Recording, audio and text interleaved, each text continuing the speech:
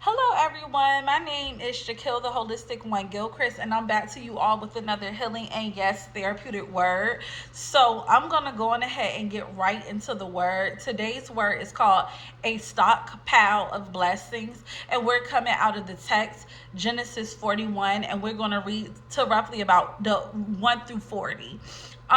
The reason why we got to read through that many verses is because I have to get it in context for you all, but I'm also not going to rush. So this video is going to be as long as it needs to be. You're going to hear my dryer go off in just about a moment, but it's okay. And we're going to go ahead and get started, okay? So it says, when 2 years had passed, Pharaoh had a dream. He was standing by the Nile, when out of the river there came up 7 cows, sleek and fat, and they grazed among the reeds. After them 7 other cows, ugly and gaunt, came up out of the Nile and stood beside those on the river bank.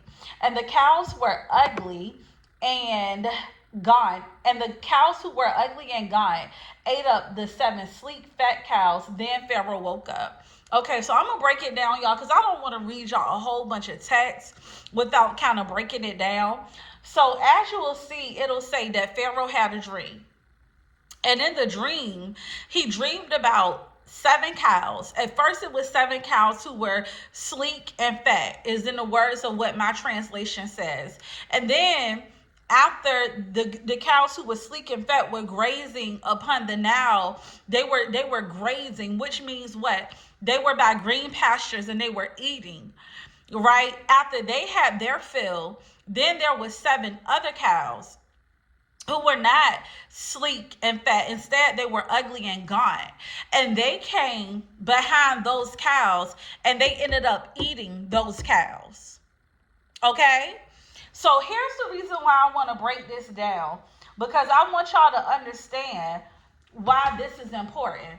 Because if I was like, so I'm a word person, so I'm thinking like, well, what does the definition of the word gaunt mean? Gaunt is spelled G-U-A-N-T. And in exploring and looking up the definition, I found out that it means being thin and bony, as from hunger or suffering. Other words they utilized was words such as barren, was words such as leafless trees. So they always have like similar words or synonyms to the definition that you look up. So one meant barren, other meant leafless trees. And then I looked up the definition of the word barren, and barren is too poor to produce much to any vegetation. So Pharaoh had a dream. In the dream, there were 7 cows.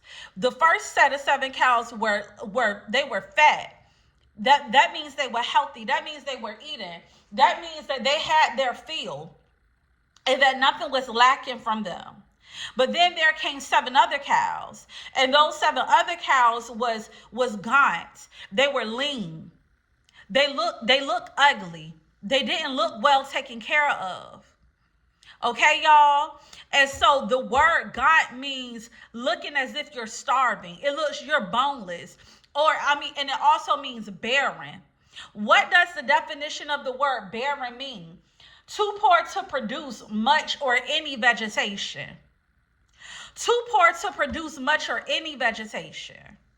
So this is what God is telling me to tell y'all. I heard, tell my people to stop allowing people who lack vegetation, who are barren, who are leafless trees to take from their harvest. These are the harvests that I have blessed them with to bless others to glean. For the poor in spirit, this harvest is not for those that choose to be gone. Keyword, this harvest is not for those who choose to be gone. Meaning they make a choice to be barren. Meaning they make a choice not to fast. Meaning they make a choice not to study the word. Okay, y'all. Meaning they make a choice not to pray. Meaning they make a choice not to listen to God when he tells them to fulfill the promises that he has for them. Meaning that they make a choice to not go out and pursue their dreams. Meaning that they make a choice to stay in that toxic relationship. Meaning that they make a choice to say that they are not going to worship God. They're choosing this day whom they're going to serve, and it's not God. God is saying, tell my people, why are they allowing themselves to be ate up by cows who are gaunt, meaning who are barren, when I came so that they can have life and have it more abundantly? That's the reason why you're fat. Not in an offensive way, but in a way meaning where you're barren, where you're not barren, where you're reaping the benefits of the harvest, because you made the choice to serve God, because you made the choice to say, Father God, I'm going to serve you regardless of what. If I die, I die, but I'm still going to fast. That's Esther. But I'm still going to approach the king in his chambers. That's Esther. In such a time as this, right? Because regardless of what, I'm choosing to reap off of the harvest that the Lord said that I would harvest. Okay, now we're talking about, y'all, this word is called a stockpile of blessings. This word is called a stockpile of blessings. So just follow me, okay? But God is asking us the prominent question of, why are we allowing cows that's weaker than us to take from us? Okay. All right. So then it says, we're in verses 5. Pharaoh fell asleep again and had a second dream. So he had already had a dream about the cows. Now he having another dream. Okay. And it says 7 heads of grain, healthy and good, were growing on a single stalk. And after them, 7 other heads of grain sprouted, thin and scorched by the east wind. The thin heads of grain swallowed up the 7 healthy full heads. Then Pharaoh woke up. It had been a dream. So now Pharaoh is dreaming about how he had a harvest that grew. And that harvest was amazing looking. That harvest didn't have any issues. That harvest looked healthy, and it was ready to be sold. It was ready to be harvested upon. But then after that harvest came another harvest in which was scorched. Because there's a scripture that says it's time to separate the wheat from the tare. So he had an amazing harvest. But then guess what? The harvest that was growing, that grew after that harvest, was scorched. And it ain't the healthy harvest. Oh my goodness, who am I speaking to? Because some of us have tare in our good harvest. And God say, let the wheat and the tare grow up together, so that when it grows up together, you can know which is which and then separate therefore. Some of us need the tare so we can see what's amongst us, so we can know who we need to come out from amongst them. The word of God said, come out from amongst them. So let them grow up together so you can see what needs to be cut down and what needs to continue to grow. Okay, y'all, the reason why I'm saying this is because here's the thing. Some of us have people and things attached to us, and we don't even know what's attached to us. And because we don't know what's attached to us, right, we're allowing the tare to stay amongst the wheat, and we're not cutting it down. But do you know that tare will impact the wheat? That's the reason why the unhealthy harvest, the harvest that looked scorched, was able to eat the good harvest. Okay, you're in a friend group, and that friend group is not a healthy friend group. And all of a sudden, you're starting to become drained. It's because you allowing tare to be amongst your harvest. Okay, you're in a relationship, and you're not gleaning proper things from this relationship. You're not grazing what needs to be grazed from this relationship. You're not feeding off of the right things from this relationship. So now you start to talk a certain type of way and act a certain type of way because there are a such thing as soul ties. That's the reason why God said we got to separate the wheat from the tare. Because as you can see in in Genesis 41, around the 7th chapter or the 5th chapter, the unhealthy harvest ate the healthy harvest. God is saying, why are you allowing the unhealthy things to eat up your healthy things? Because when people are barren, when people are in starvation mode, when people don't have a lot, they take a lot. Let me say that again. When people are poor in spirit and they choose to be poor in spirit, when people choose not to progress in life, they're takers, they're leeches. This is the reason why God say, do not cast your pearls amongst swine. So as you can see, the unhealthy harvest ate up the healthy harvest. I won't even planning on going here, but I have to go here just a little bit because I want y'all to understand. Some of you have so much to give, but you're giving it to the wrong people. Some of you have so much to offer a good man, but you're giving it to the wrong man. Some of you have so much to offer a great job, but you're giving it to the wrong job. Some of y'all are attached to octopuses and people who got their tentacles attached to you. And because they have their tentacles attached to you, they're draining and sucking the life out of you. Emotional vampires is what we call it. God is saying separate the wheat from the tare and come out from amongst them because they're literally eating your harvest. But okay, I'm going to keep on going. Okay. So then it says, it had been a dream. But how many of us know that when God sent us dreams in our sleep state, that those dreams is what God is trying to show you in the spiritual realm? So I used to think, oh, it was just a dream. But no, those are the things that God are trying to help me to pray for or show me what's to come to pass. I've had dreams that literally came to pass, whether in good dreams, but then I've had dreams that I woke up and I was in distress. And I'm like, God, what was that about? That is God giving you a warning to pray. Because something is trying to happen in the supernatural, but God in his grace love you so much that he's trying to get you to pray. So Pharaoh was thinking that it was a dream, but yet he was wise enough to know that the dream was so disturbing that he better get somebody to help him interpret this dream. Okay. So it says, in the morning, his mind was troubled. So he went for all the magicians and wise men of Egypt. Pharaoh told them his dreams, but no magicians and wise men was able to interpret them. Why couldn't they interpret them? They couldn't interpret them. Lord have mercy. They couldn't interpret them because I don't care how much you engage in witchcraft or how much you engage in the occulted realm.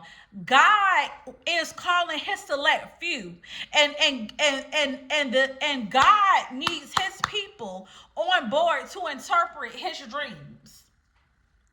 Also, it was you. Let me not go ahead of myself. Okay. So then it says, interpret them for him. Also, I just want to say this. It wasn't meant for the magicians to interpret it. They wasn't, because when God has a calling for us, his remnant, his people, he's going to call us in what looks like a drought. Okay. Y'all can see why I'm saying what I'm saying. So, basically it says, in the morning, his mind was troubled. So he sent out the magicians and wise men of Egypt. Pharaoh told them his dreams, but no one could interpret them for him. Then the chief cupbearer said to Pharaoh, today I am reminded of my shortcomings. Pharaoh was once angry with his servants, and he imprisoned me and the chief baker in the house and the captain of the guard. Each of us had a dream the same night. Each dream had a meaning of its own. Now a young Hebrew was there with us, a servant of the captain of the guard. We told them our dreams, him our dreams, and he interpreted them for us, giving each man the interpretation of his dream. And things turned out exactly as he interpreted them to us. I was restored to my position, and the other man was impaled. Y'all, the man that he talking about, the chief cupbearer, was the cupbearer is talking about Joseph. Keep in mind that if you go back a couple of chapters before chapter 41, Joseph had been in a prison for something he did not do. Before that, he was thrown in the pits for something he did not do. And while he was in prison, he had interpreted a baker and the chief cupbearer's dream. So when God say, for such a time as this, when God say he'll take the foolish things in life and conform it to which that is wise, when God say all things work together for the good of those who are called according to my purpose, you thinking you in a bad season. This is the reason why I said I didn't want to go ahead of myself, because Joseph is in the pit. Then he in a dungeon because he in a prison. And he thinking he's in the worst position in his life. But he didn't even realize that the time that he used to interpret those dreams was going to be utilized for such a time as this. Because a drought was about to come. And some of y'all are thinking, God, why isn't my business growing? God, why am I not getting the subscribers on YouTube? God, why am I not excelling in my finances? But God is saying, because who knows if I'm calling you to thrive in such a time as this, in such a time where there's about to be a drought. You're going to be flourishing in a drought, because we're talking about a stockpile of blessings. So we're thinking that God is punishing us while we're seeing other people thrive, that God has forgotten about us while we're seeing other people make it. But how many of you know that it's going to be for such a time as this? You're going to thrive, not survive, for such a time as this. In the middle of inflation, you thrive. And why? Because God is paying you back for stuff that you did 10 years ago. You're reaping a harvest for something that happened 10 years ago. Okay, let me stay focused. So Pharaoh sent for Joseph, and he was quickly brought from the dungeon. When he had shaved and changed his clothes, he came for Pharaoh. Okay, y'all, this is something I want y'all to know and understand. A dungeon. Joseph was in a dungeon, which was a prison. But let me tell y'all what a dungeon means. A dungeon is a strong underground prison cell, especially in a castle. Listen to this. A dungeon is a strong underground prison cell, especially in a in a castle. A stronghold is, and guess what? A dungeon is representative of a stronghold. As a matter of fact, if you look up a synonym, it's a stronghold. Because how many of us know that we could be stuck in a castle, because a castle is a fortified place? You don't even know that at the top of those castles, there's guards guarding the castle. Hold on, let's go somewhere. You don't even know that at the top of that castle, there's guards guarding that castle. Because why? Because if you go to the pits of that dungeon, to the pits of that castle is a dungeon. And a dungeon represents a prison cell. So how can something so beautiful look like a prison?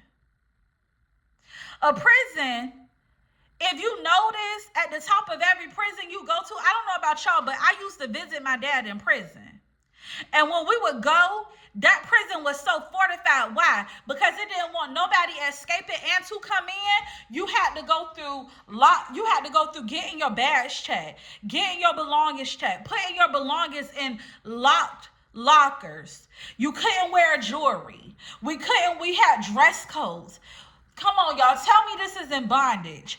It was certain things that we couldn't bring into the prison.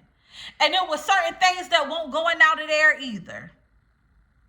Because why? Because a dungeon is a stronghold. Blessed Baroko Mediki. And a stronghold is a fortified place. And some of y'all look so good on the outside. You look like a castle. But in your mind, you're dealing with strongholds.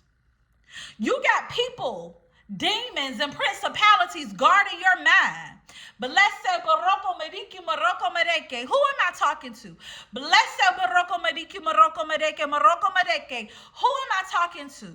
You got demons and principalities and strongholds and fortified places guarding your mind. You're so stuck in your dungeon that when you're called out of the dungeon, you won't even come out. Blessed Baroko Mediki Maroko Medeke. Because you're stuck in a fortified place, in a prison. Can't nothing leave it and can't nothing come out of it. Therefore, there's no growth. You're in a man-made, demon-made fortress, stronghold, and you won't let nothing escape, nor will you escape it. So when Pharaoh called Joseph out of the dungeon, he was calling him from out of a stronghold. Blessed Baroko. Jesus is calling us from out of a stronghold. God is calling us from out of a stronghold. But the question that I have for you is, will you come out of the stronghold? Will you come out of the stronghold? The stronghold of depression, the stronghold of anxiety, the stronghold of poverty, the stronghold of infertility, the stronghold, Jesus be of this, the stronghold of bankruptcy, the stronghold of spiritual bankruptcy, the stronghold of rejection, the stronghold of abandonment. I'm sorry, y'all, it's getting hot in here, right? I gotta cut it down some. The stronghold of anxiety, the stronghold of low self-esteem, the stronghold of poverty mindsets, the stronghold of I don't need a man, the stronghold of I'm the independent black woman or just an independent woman. Are you going to come out of those strongholds? Because God is calling you out of them, but God is asking, are you going to come out of them? Okay, some of you might say, what's a stronghold? A stronghold is a building or other structure that is safe from attack. Hold on, we going somewhere. This is on a practical level. This is Webster's definition of a stronghold. Because remember, a stronghold is a castle. Some of y'all, but who live in castles? Princes and princesses. And the castle is a part of a kingdom. Jesus. Y'all. Blessed. A stronghold is a part of a kingdom. What is a prince? A principality.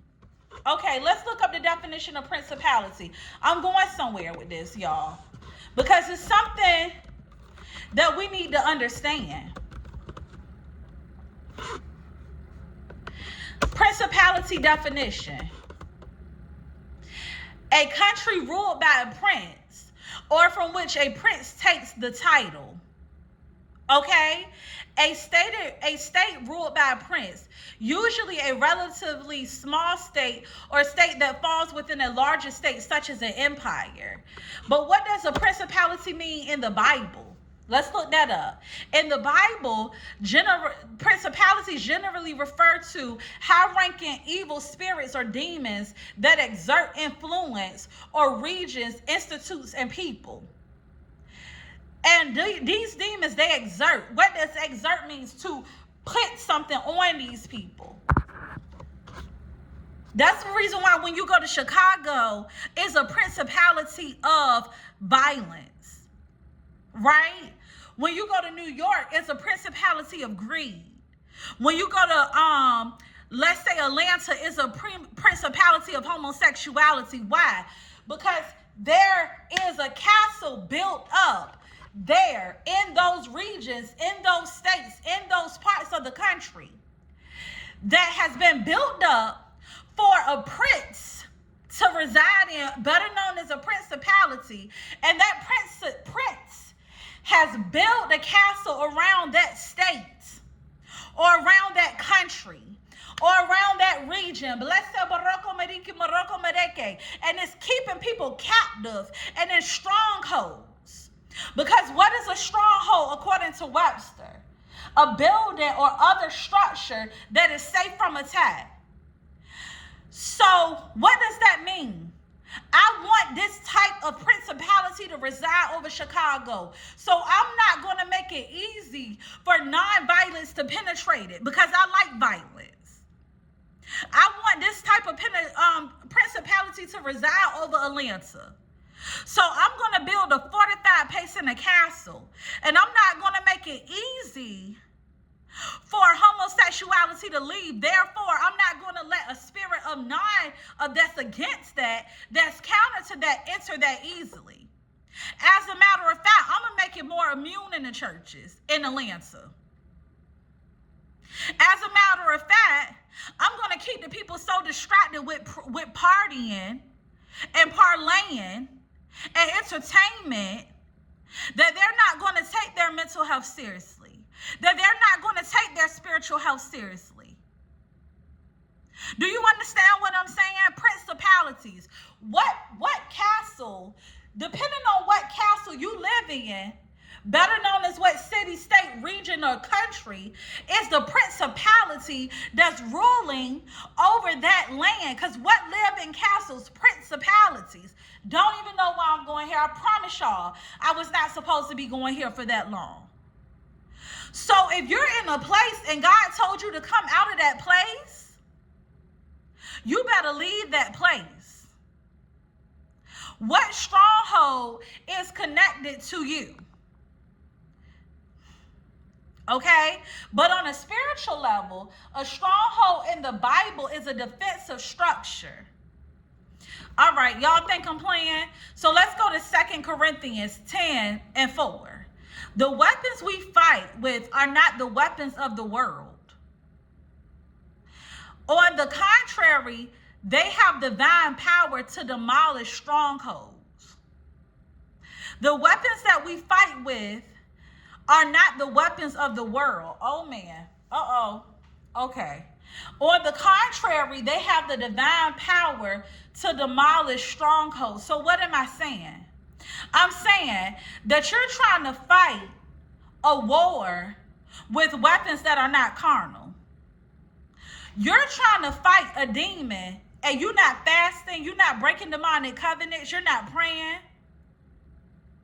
You're trying to fight a stronghold without God.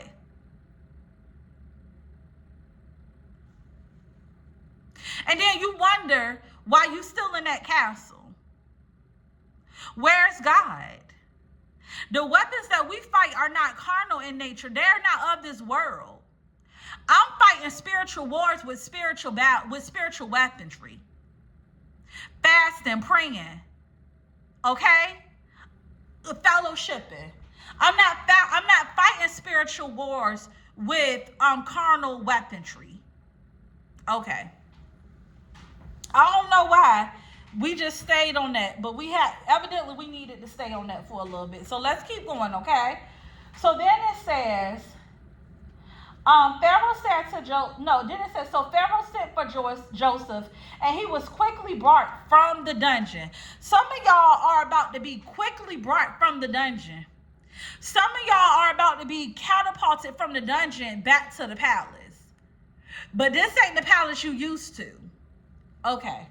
Anyways,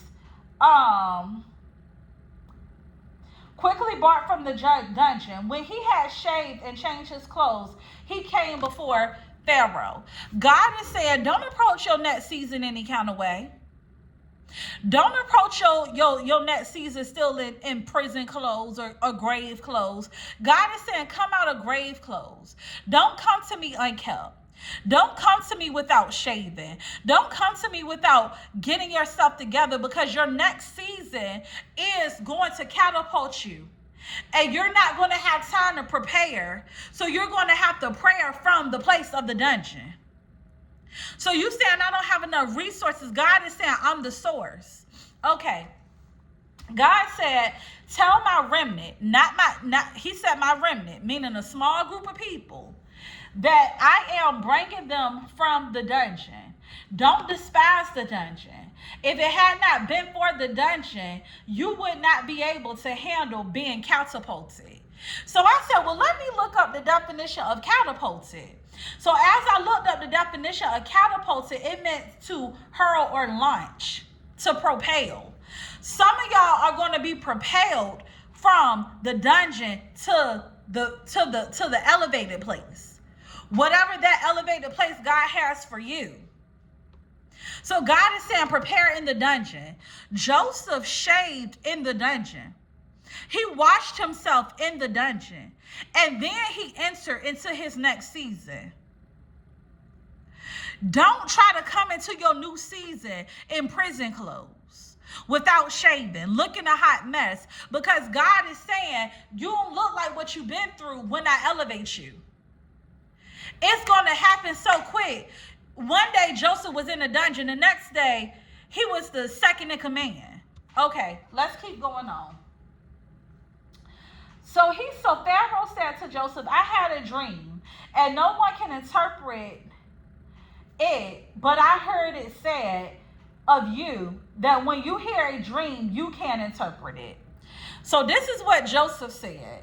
So Joseph said, I cannot do it. Joseph replied to Pharaoh, but God will give Pharaoh the answer he desires. So what does this mean?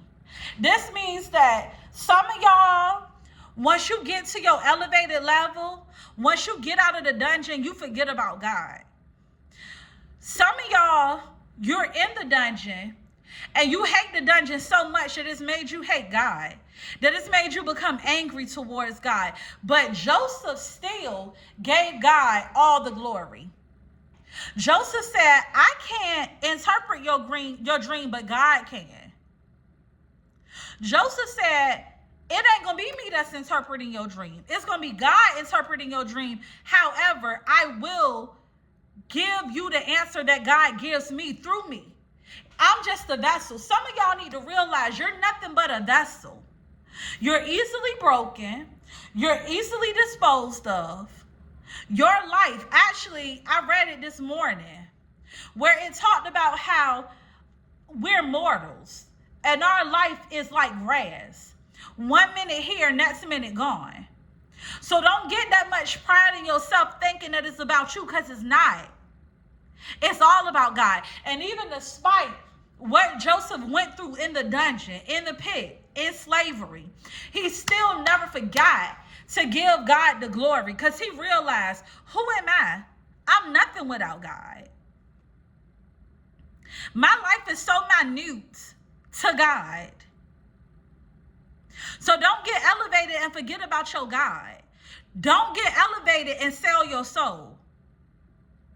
Don't get elevated and forget to pray. This is a warning. Because elevation is coming, but so is your ability to forget about God.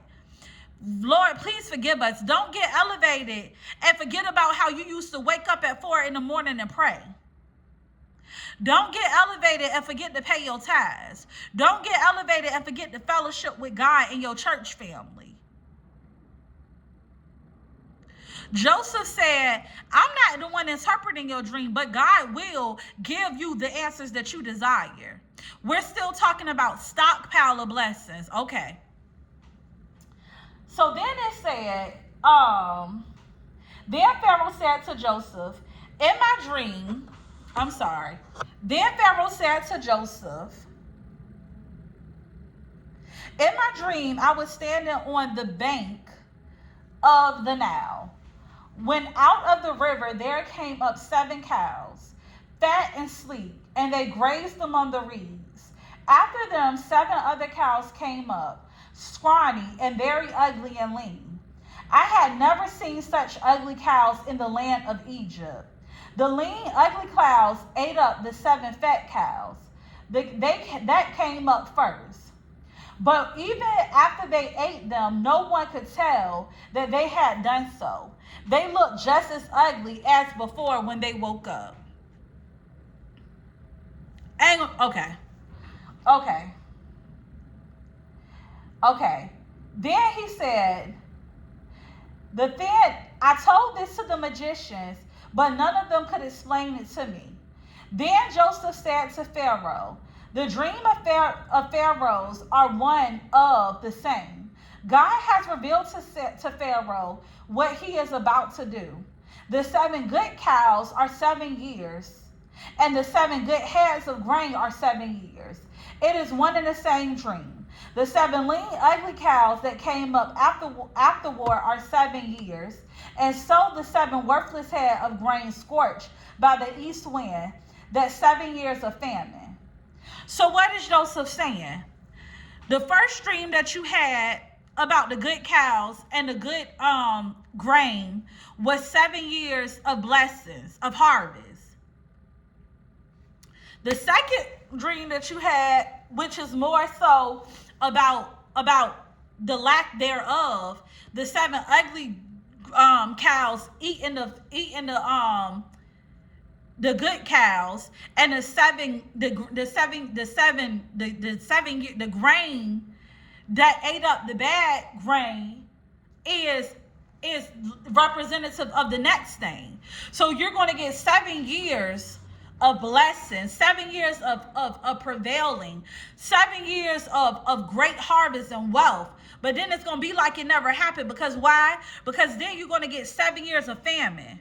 You're going to get 7 years of drought. Y'all, we're talking about a stockpile of blessings. Okay? So what is this saying? Okay. So Joseph said, said God has shown Pharaoh what he is about to do. 7 years of great abundance are coming throughout the land of Egypt, but 7 years of famine follow them.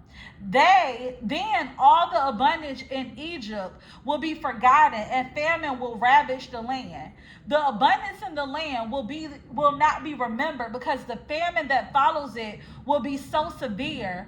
The reason the dream was given to Pharaoh in 2 forms is that matter has been firmly decided by God, and God will do it soon. Y'all got something to say?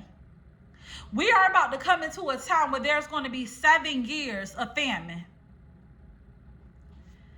It might not be 7. Let me not. Hold on. I want to make sure that's thus said the Lord. So not thus said the Jekyll. But I will say this. It is about to be a time of famine. And the reason why God has told me to call this word stockpile of blessings, because God is calling us as his believers to get our stockpiles in orders. What is a stockpile? A stockpile is a thing that you need with nothing but essentials. So let me go ahead and read the definition of stockpile to you all. The definition of stockpile is a reserve supply of something essential accumulated within a country during a shortage. Hear me, y'all. So a stockpile is a reserve supply or something essential accumulated within a country during a shortage. I don't know if y'all can read what's happening amongst us or tell what's happening, but we are not about to go into a good time frame. So God is calling his believers to build wealth, to build and do the purposes that he's told us to do. So if God told you to write a book, God is calling you to do it. If God told you to start the business, do it. If God called you to start the YouTube channel, do it. If God told you to go back to school in a particular field and you haven't done it, why are you waiting? Do it. Because now is not the season to lay down. Now is the season to build. Now is not the season of rest. Now is the season to build. Okay? And to that point, a stockpile is a reserve of supply or of something essential accumulated within a country. But your stockpile is going to be in your house.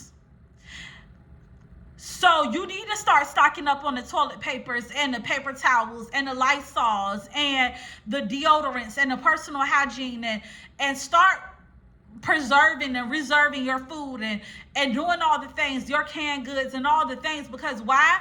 Because God is saying we're coming into a time of famine.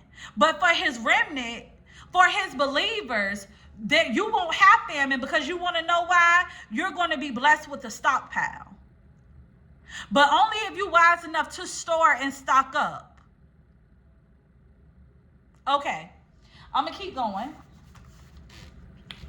But 7 years of famine will follow them. Then all the abundance in Egypt will be forgotten, and famine will be ravaged the land. The abundance in the land will not be remembered, because the famine that follows it will be so severe. The reason the dream was given to Pharaoh in two forms is that the matter has been firmly decided by God, and God will do it soon. And now let Pharaoh look for a discerning and wise man and put him in charge of the land of Egypt. Let Pharaoh appoint commissioners over the land to take a fifth of the harvest of Egypt during the 7 good years of abundance. Okay, what is the definition of commission? What is the definition of commission? I'm about to get that definition for y'all. The definition of commission is a representative of the supreme authority in an area. What is a commissioner, you may ask? A commissioner is an instruction or command or duty given to a person or group of people. Y'all, God is calling us to be commissioners over our home. God is calling us to be commissioners over our home.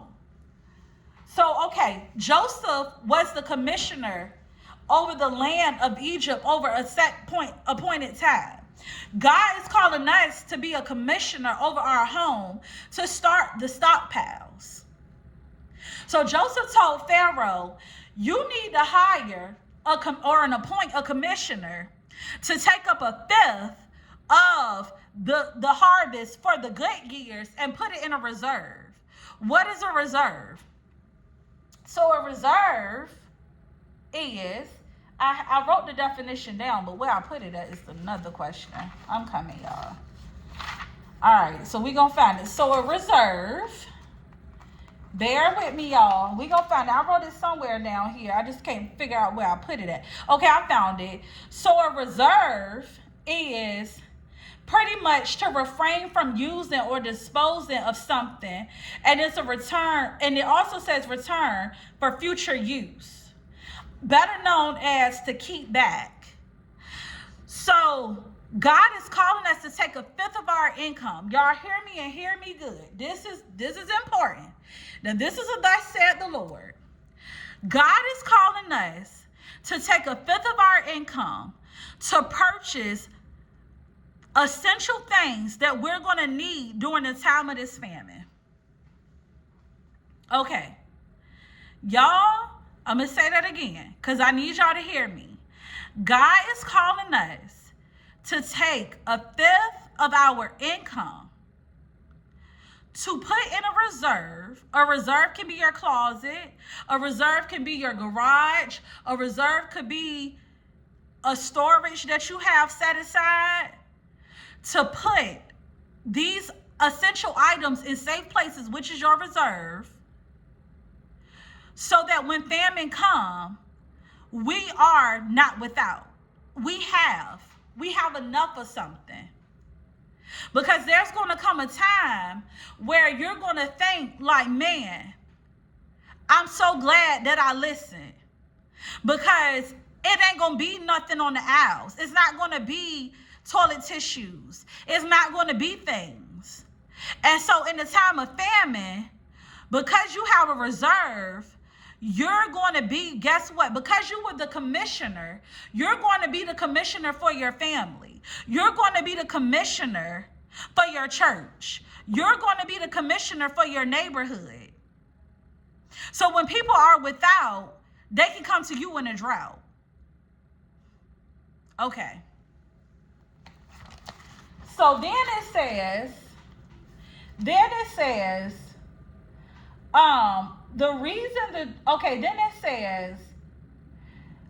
let Pharaoh appoint commissioners over the land to take a fifth of the harvest of Egypt during the 7 years of abundance.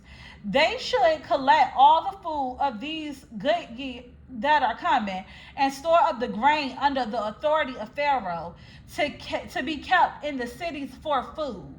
The food should be held in a reserve for the country to be used during the 7 years of famine that will come upon Egypt, so that the country may not be ruined by the famine.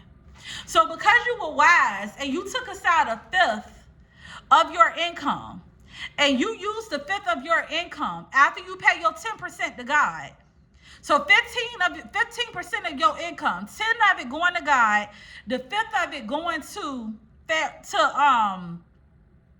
your reserve to start your stockpile.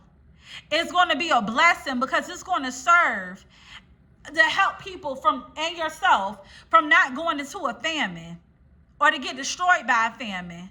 So in a time where everybody else was not wise and they did not take their fifth, you took up your fifth, and guess what? Now you got a stockpile of blessings. Blessed Baroko Mariki Morocco. And not only do you got a stockpile of blessings, but you're able to be a blessing to those connected to you, but only to the remnant. Because like I said at the beginning of the word, where, God is calling you to be connected to a select few of people. God is not this is not the time to care about popularity. This is not the time to care about an image. Only care about how God see you. Because if you connected to the wrong people, they're going to take your harvest, and then you ain't going to have a harvest. So your stockpile going to be a no pile, and then you like, God, I had enough, but did you use it wisely? Did you give it to the right people? And y'all, believe me when I say that it could be you taking a fifth of your income to save your money, taking a fifth of your income to start your stockpile. But either way, you have to be wise in this season, because there will be a famine. So listen to this. The plan seemed good to Pharaoh and to all the officials. So Pharaoh asked them, can we find anyone like this man, one whom is the Spirit of God? One in whom the Spirit of God? Then Pharaoh said to Joseph, since God has made all this known to you, there is no one so discerning and wise as you. You shall be in charge of my palace, and all my people are to submit to your orders. Only with respect to the throne will I be greater than you. What is God telling you to do? You despise the dungeon, but don't despise the dungeon, because if it weren't for the dungeon, you wouldn't be you. You wouldn't be called on by people in high places who don't even believe in God, but because of the God in you being demonstrated, they're calling you to work on their team. So we about to go in a time where the world is going into famine. But for God remnant, for his small group of people, for the people who believe in him, they're going to be able to thrive. In a time where the world is not able to survive, God is calling his remnant to thrive. So what business did he tell you to do again? Why is he pushing you to do that business? Because now is the time. Because it's going to be a time where people are going to come to you. And in the world being in a famine, you're going to be in the overflow. So watch who you're connected to. Serve God despite what it looked like. Don't despise the dungeon. And do what it is that God told you to do. God is about to bless you with a stockpile of blessings. And guess what? Because you were obedient and you took 5% of your income to start putting your things in reserve, to start putting essentials in reserve, God is going to quadruple it, and you're never going to run out. You're going to be able to find resources when it seems like it's like finding needles in haystacks. But you have to be obedient. I love y'all. Be blessed.